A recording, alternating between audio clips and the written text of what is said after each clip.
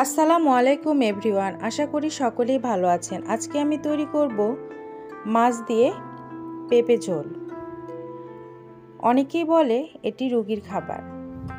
আসলে এভাবে যদি আপনারা রান্না করেন তাহলে দেখবেন রোগী কেন, স্বাভাবিক মানুষও এটি খেতে চাইবে। প্রথমে আমি পেঁপে এখানটায় কিউব করে কেটে নিয়েছি।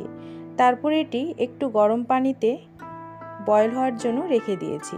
এটি অবশ্যই সেদ্ধ করে নেব। এখানটায় এটি সেদ্ধ করে নেওয়ার মূল কারণ হচ্ছে এটি যে একটি স্মেল থাকে সেটি আর থাকবে না। এভাবে সেদ্ধ করে ছেঁকে নেব। এখানটায় আমি 7 টুকরো মাছ নিয়ে নিয়েছি। এবার একটি কড়াইয়ে তেল দিয়ে দিয়েছি। তেলটি একটু গরম হলে এখানটায় পেঁয়াজ কুচি দিয়ে দেব। পেঁয়াজ কুচি দিয়ে এটি ভালোভাবে নেড়ে চেড়ে নেব, যেন সুন্দর মতো এটি একটু হালকা পেঁয়াজের যে রসটি থাকে কাঁচা সেটি যেন শুকিয়ে যায়। শুকিয়ে গেলে একে একে এর মধ্যে মশলা অ্যাড করে দেব। দেখতে পাচ্ছেন পেঁয়াজের রস অনেকটাই শুকিয়ে এসেছে এবং এটি একটু ব্রাউন ব্রাউন হতে শুরু করেছে। এখানটায় আদা বাটা 1 চামচ এবং রসুন বাটা 1 চামচ আমি দিয়ে দিচ্ছি। দিয়ে এটি ভালোভাবে নেড়ে চেড়ে নেব, যেন সুন্দরভাবে এটি মিক্সড হয়ে যায় এবং আদা রসুনের যে একটি কাঁচা স্মেল সেটিও যেন চলে যায়। একটু ভেজে নিলে এটি বেশি বেটার। দেখতে পাচ্ছেন আমি একটু ভালোভাবে নেড়ে চেড়ে ভেজে নিচ্ছি। তারপর এর মধ্যে অ্যাড করে দেব সামান্য পরিমাণ পানি, যাতে করে এটি পুড়ে না যায়। আর এটির একটি যে এই আদা বাটা রসুন বাটা দেওয়ার কারণে তেলের মধ্যে এটি ছেটা শুরু করে দেয়। পানিটি দিলে সেটি আর হবে না। অবশ্যই এখানটায় বেশি পানি ব্যবহার করবেন না, খুব সামান্য পানি এখানটায় ব্যবহার করার চেষ্টা করবেন। যখন এখানে বয়েল হতে শুরু করবে এর মধ্যে একে একে আমি দিয়ে দিব সব ধরনের মশলা। এখানটায় আমি ব্যবহার করেছি দারচিনি, সাদা এলাচ। আপনারা চাইলে এখানটায় যদি মনে করেন তেজপাতাও ব্যবহার করতে পারেন। এখানটায় আমি স্বাদ অনুযায়ী লবণ দিয়ে নেব। আপনারা আপনাদের প্রয়োজন এবং চাহিদা অনুযায়ী লবণ ব্যবহার করবেন। এখানটায় আমি লবণ দেওয়া হয়ে গেলে এখানটায় অ্যাড করে দেব গুঁড়ামরিচ। গুঁড়ামরিচ এখানটায় আমি ব্যবহার করেছি, আপনারা আপনাদের চাহিদা অনুযায়ী বা প্রয়োজন অনুযায়ী এটি ব্যবহার করবেন। আমি এখানটা 2.5 চামচের মতো গুঁড়ামরিচ ব্যবহার করেছি। এরপর এর মধ্যে অ্যাড করে দেব জিরা গুঁড়া 1 চামচ পরিমাণ।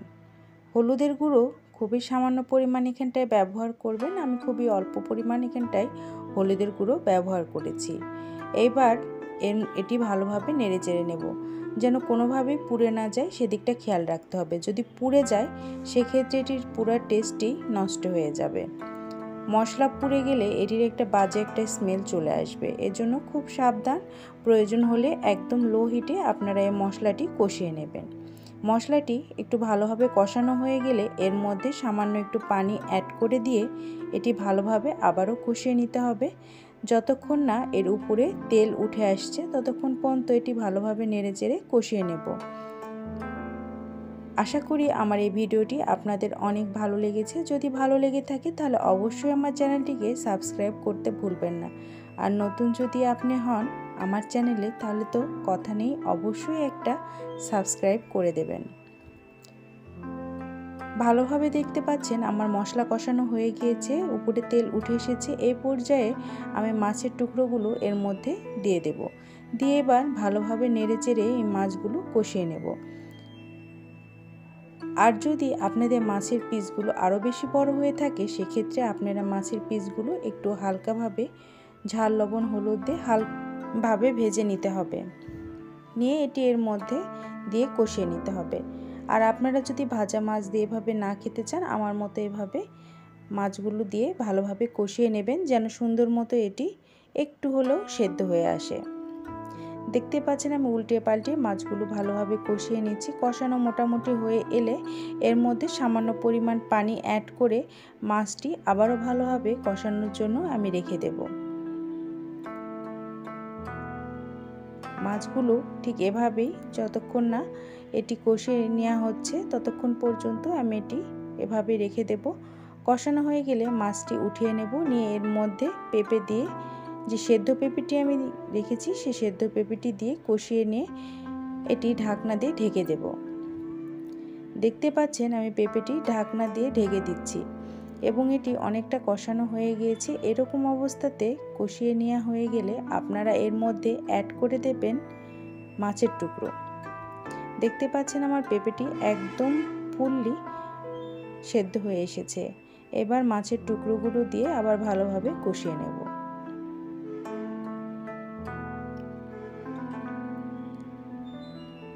এই খাবারটি শরীরের এবং মনের দুটিরই শান্তি আনবে গরমের দিনে।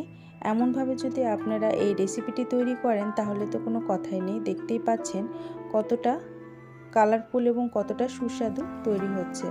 এই রেসিপিটি যদি আপনাদের ভালো লেগে থাকে তাহলে অবশ্যই আপনার প্রিয়জনদের মাঝে শেয়ার করতে ভুলবেন না। অবশ্যই লাইক এবং শেয়ার করে যাবেন আমার চ্যানেলটিকে। মাছগুলো দিয়ে আবারও আমি কিছুক্ষণ কষিয়ে নেব যেন সুন্দর মতো এটি কষানো হয়ে যায়। অবশ্যই কষিয়ে নেবেন, না হলে এটির স্বাদ পুরোপুরি আসবে না। আর এই রেসিপিতে খুব বেশি একটা রস রাখার প্রয়োজন নেই। পেঁপে এমনিতে একটু রসালো, তার উপরে বেশি রস রাখলে তেমন একটা সুস্বাদু লাগবে না। গরম ভাতের সাথে যদি এভাবে পেঁপের ঝোল আপনারা দিয়ে খান তাহলে দেখবেন কতটা যে তৃপ্তি লাগবে এই গরমের দিনে। একবার অবশ্যই এটি ট্রাই করবেন। আপনার বাচ্চা থেকে শুরু করে বড়রা সকলেই এটি পছন্দ করবে। এটি আমি ভালোভাবে আবারও নেড়ে চেড়ে নেব। অবশ্যই একটু সাবধানে নাড়াচাড়া করবেন, কারণ মাছগুলো যাতে ভেঙে না যায়। খুব আলতোভাবে এগুলো নেড়ে চেড়ে নিতে হবে। দেখতে পাচ্ছেন উপরে তেল উঠে এসেছে। কষানো মোটামুটি আমার কমপ্লিটের পথে। এবার আমি এখানটা অ্যাড করে দেব পানি। যে বাটিতে আমি মাছটি রেখেছিলাম সেই বাটিতেই সামান্য একটু পানি নিয়ে আমি এখানটায় অ্যাড করে দিচ্ছি। যতটা পরিমাণ এখানটায় রস রাখতে চান সেই অনুপাতে আপনারা এখানটায় পানি অ্যাড করে দেবেন, কারণ বয়েল হয়ে আসার পর অনেকটা রস কমিয়ে যাবে। দেখতে পাচ্ছেন রস দেওয়া হয়ে গিয়েছে। এবার আমি ঢাকনা দিয়ে এটি বয়েল হওয়ার জন্য রেখে দেব। বয়েল হয়ে গেলে যতটুকু রস চেয়েছি সে পরিমাণে রস চলে আসলে তখন আমি চুলার জালটি বন্ধ করে দেব। দেখতে পাচ্ছেন আমার তরকারিতে বয়েল হওয়া শুরু করে দিয়েছে। এবার আমি ঢাকনা দিয়ে এটি ঢেকে একদম ফুললি হাই হিটে রান্না করে নেব। রান্না করা হয়ে গেলে এটি নামিয়ে পরিবেশন করার পালা। দেখতেই পাচ্ছেন এটির কালার কতটা সুন্দর এসেছে। আর আমি উপরে দিয়ে দিচ্ছি গোটা জিরা, একটু গরম করে এটি গুঁড়ো করে নিয়ে উপরে দিয়ে দিচ্ছি। এতে করে স্বাদ দ্বিগুণ মাত্রায় বেড়ে। আশা করি সকলে ভালো থাকবেন, সুস্থ থাকবেন। আল্লাহ হাফেজ।